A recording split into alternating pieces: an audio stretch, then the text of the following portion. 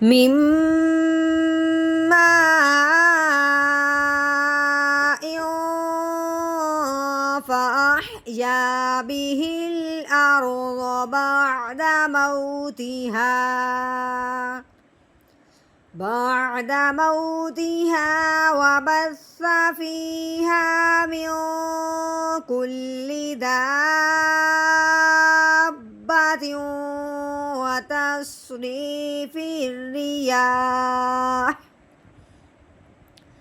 وتصريف الرياح والسحاب المسخر بين السماء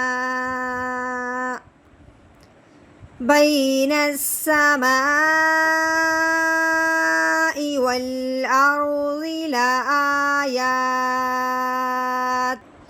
لآيات لقوم يعقلون.